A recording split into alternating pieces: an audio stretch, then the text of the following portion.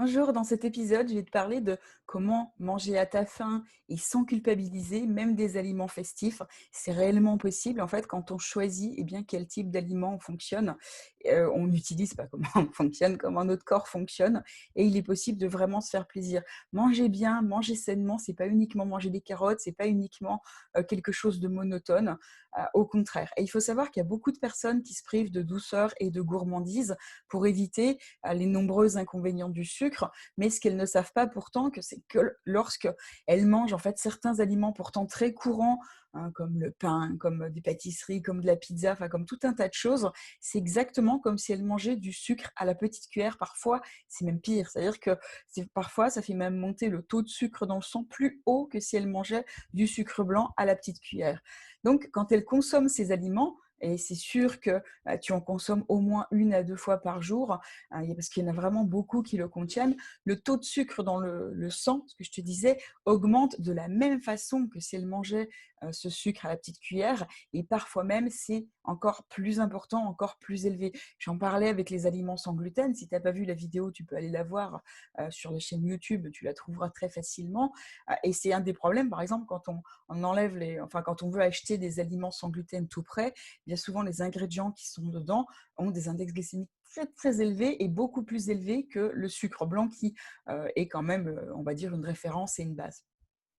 Il y a une simple classification des aliments qui permet en un coup d'œil de savoir si ce que tu manges va se stocker sous forme de graisse ou de toxines ou alors va être éliminé. Et pour ça, il suffit de rechercher très facilement, grâce à un classement alphabétique, le ou les aliments que tu désires manger et tu sauras instantanément s'il est bon pour toi ou si au contraire il va t'aider à fabriquer ton futur diabète, mais aussi des tas de symptômes, des maladies. Et tout ça, mais j'en parle en détail dans un des épisodes de La machine à remonter le temps, ainsi que pourquoi la diététique traditionnelle, mais aussi la publicité, te fait faire des erreurs monumentales basées sur de fausses croyances et qu'elles te permettent bien justement de créer tes futures maladies.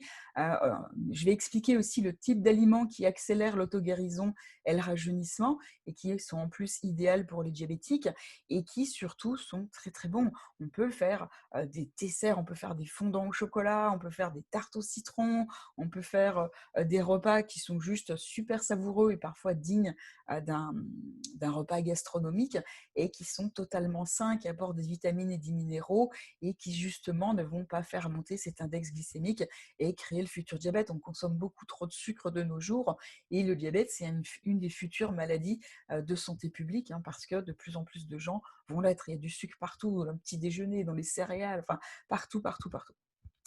Donc là, justement, dans ces épisodes de La machine à remonter le temps, des épisodes audio du coaching quotidien, j'explique régulièrement, je donne une recette par semaine et j'explique comment il est possible de manger à ta faim tout en diminuant énormément les facteurs de risque cardiovasculaire, le cholestérol, les triglycérides, l'hypertension, je t'ai dit le diabète, mais j'ai envie de dire c'est un peu toutes les maladies puisque au final, une majorité des symptômes et des maladies se créent petit à petit avec ce que tu manges et avec les erreurs qu'on fait parce qu'on ne le sait pas.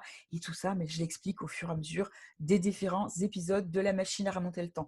J'explique aussi pourquoi la théorie des calories, c'est un mythe et que continuer de raisonner ainsi, c'est vraiment pas quelque chose qui est bon, c'est quelque chose qui est risqué, sans parler du fait que ça fait prendre de plus en plus de poids. Comment aussi manger des sucres lents, c'est une légende qui est souvent basée sur une fausse croyance qui augmente drastiquement le risque de diabète. Tout ça, plus des recettes et tellement d'autres choses dans ce coaching quotidien d'auto-guérison et de jouvence de La machine à remonter le temps. Et pour en savoir plus, c'est simple, il suffit de cliquer sur le lien qui est en dessous, sur le bouton qui est à côté. Ça dépend sur quel support ou sur quel média tu te trouves.